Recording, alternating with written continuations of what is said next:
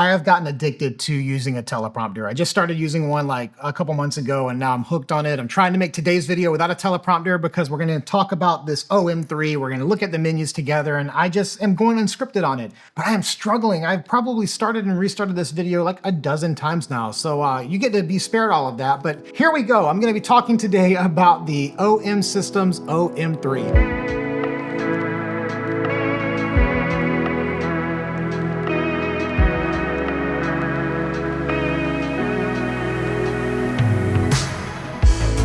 Now this camera was recently released and I was one of the people that got to have this camera a couple months before they announced it. I got to play with it, go out and shoot with it, experience all it had to offer, and then I created a video on it. That video is linked right above. The camera that they had sent me, I had to send back, but OM gifted me a copy of this camera as well and a couple of lenses, and so I've been able to continue to use it and refine what I've been doing with it. Now, when I made that video, there was no raw support for this camera because it had been unannounced in Lightroom, Capture One. Like nobody supported this camera because it technically did not exist. And that wasn't a bad thing at all because I would use this camera personally as a JPEG shooter, not as something I want to go and edit. I mean, I have my systems I use when I'm doing serious photography that will require editing. But something like this, I don't want to edit. I just want to take it out and shoot and be happy with what I got. And that's honestly what this camera has been designed for because it has these film simulations and color editing and monochromatic modes that are truly fantastic for a camera of this size and this design. I would put this camera in the same marketplace as the Fuji X100 line or the Nikon ZFC or the Ricoh GR3, you know, anything you would get to go have a point and shoot. Now, when that video came out, I also did an Instagram post of several photos from that video, and they were all straight out of the camera. And one question I've been repeatedly asked is what my settings were to dial in those looks. Because unlike the Fuji X100, there are so many like film recipes out there, but this is a brand new camera, brand new software, brand new system and experience. So I'm going to show you today what my settings are for this camera to get that vibrant, colorful chrome look. But before I do that, if this is your first time here, my name is Dave. I'm a photographer and filmmaker from the Bay Area of California. Even though the world is absolutely insane, I truly hope that you are watching this video from a place of peace in your life. I started this channel because I wanted to educate and inspire other photographers, and I hope you resonate with that because you're obviously here watching today's video. If you're not a subscriber, be sure to subscribe and hit that like button if you find this video adds any value. There's a bunch of links below that'll take you to my website, Instagram, and the very good Discord, which is a community of awesome photographers all chatting it up every day. So be sure to check that out as well. And with all of that said, let's talk about how we set up the OM-3. So I mentioned in that prior video that my favorite feature on this camera is the dial that's on the front. That dial lets you cycle through 5 different modes. There's a mono mode, a color mode, a like standard, like almost I would call it just like a raw mode. Then there's an art mode, and then there's a color designer mode. How I use this camera is just using the color mode and the mono mode. I don't get into the designer because I'm able to do everything that I want to do just in the color mode, in the mono mode. So I haven't gotten into any of the other systems. So there's way more this camera can do than I'm gonna show you today. But what I'm gonna show you today for me is enough. I haven't seen any like official documentation for this. I'm sure it exists and it's out there, and I honestly didn't look very hard for this documentation. But these 4 modes, according to the first call I had with OM where they took me through this camera, these 4 modes are mode 1, a natural color mode. Mode 2 is a chrome film rich mode. The third one is a chrome film vivid mode. And the 4th one is a chrome film soft mode. When we say chrome, we're talking about slide film, and slide film is typically pretty vibrant. It can be a little on the cooler side. You know, it's not super rich and warm. At least the experiences I have with it are not super rich and warm, and my experiences is limited to E100. But then I also have like thousands of vintage Kodachrome and Ektachrome slides. I just started a series on those slides. Episode 1 linked right above about film that I have found, and we're looking at these vintage Kodachrome slides. It's really cool, and it's going to reinforce what I'm going to show you today. Now, when I think about chrome colors, I just think vibrant colors. Blue looks a certain way. Red is super vibrant and popping, and That's where my mind goes when I think about Chrome. And so these settings I'm going to dial in here are going to be emphasizing that vibrancy of Chrome. And for that reason, I am using Color 3 as my base, which is Chrome Vivid. Now, if you take a look here at this color wheel, I'm going to just quickly go through it and you can see my settings here. This color wheel can be like expanded or decreased to just do global, but we're going to go through one color at a time. So at the top, I'm at +2, and as I go around the clock, +3, +5, +4, +4, +4, +3, +3, +3, +2, +1, +1, and back to global.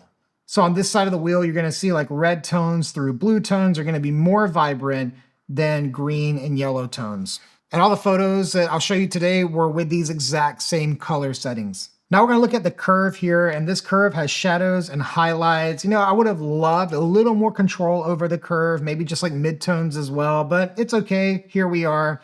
I have got the shadows at -6, and I've got the highlights at +2. This is going to pull those blacks deeper, but it's not going to over push the highlights. I'm not using the shading effect at all. It's just like a fake vignette. I don't like it. Sharpness, I turned down to -1. It only goes over to -2, but -1 I felt looked really good.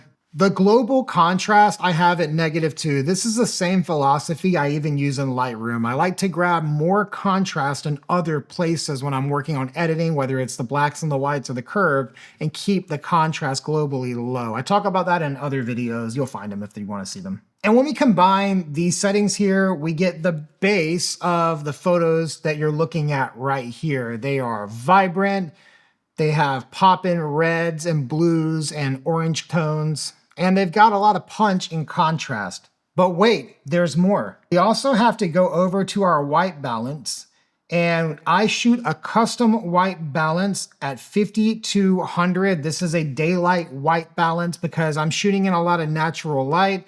So for this base and natural light, I'm at 5200K here. And then for these micro adjustments, I've shifted over blue and magenta at 1s. You see blue 1, magenta 1. And that's just to decrease the green that likes to creep in. Now, if I'm in a situation where I'm under tungsten lighting, which is rare for me, but it could happen, I would go from 5200 down to 3200. And then over here, I'm going to take magenta all the way down to 7. And those are going to be my settings for whenever I'm shooting under tungsten lighting. Again, I just want to get rid of that green tone that wants to creep in white balance. It's so easy for that green tone to creep in. Now, one thing that they didn't give us that other brands have given us, like the X100 line, is a grain simulation in color. It does exist in the monochrome mode, but it doesn't exist in the color mode. However, that's not really that big of a deal because even when I had the X100V, I didn't really like the way the grain looked on it. I thought that the grain was always too big or too rough, and it wasn't very sandy looking, which I prefer a much sandier looking grain. And for that reason, when I had the X100, I would always use the ISO to get that, grain simulation. It's no different here, and I've tried a lot of different grain ISO levels to see what I'm comfortable with and what I think looks good. Where I landed is that I keep this camera at ISO 800 basically all the time. I would call that a nice, pleasing, low grain look. And to make up for the fact that I shoot in bright, sunny conditions most days, I'm mostly at f5.6 in point and shoot mode because that's what I would probably do if I was walking around with film. If I wanted to get a mid-size grain, I would bump this to ISO 1600. And if I wanted a really grainy photo, I would go to 3200. Now, once we get much above 3200, it just, to me, starts to look like digital noise and not so pleasing anymore. This camera goes pretty high up, and I've messed around with it up to 12,800, but, again, it's not necessarily somewhere I'm gonna go unless I have to. For the most part, I'm gonna be hanging out around 800, and if I needed to, I'd push up to 32 if I wanted a grainier photo. And with all of that dialed in, our color mode is set and ready to go. Now on that video that I had done, I also had mono photos. So I'm gonna turn the dial over to mono, and we're gonna look at the mono mode.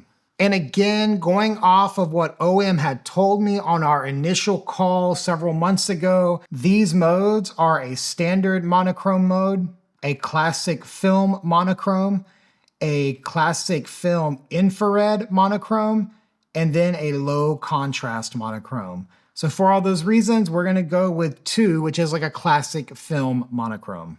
I love the color level because what we're doing here is we're simulating a color filter. Back when I had the Q2 monochrome and the M11 monochrome, I kept an orange filter on the camera at all times, basically. And so I've got it set to orange here, and I've got it set to level 3, even though there are multiple levels you can set. Now on this curve, I'm not pushing blacks as deep. I have shadow at -4 and highlights at +2. Again, I have no shading effect on.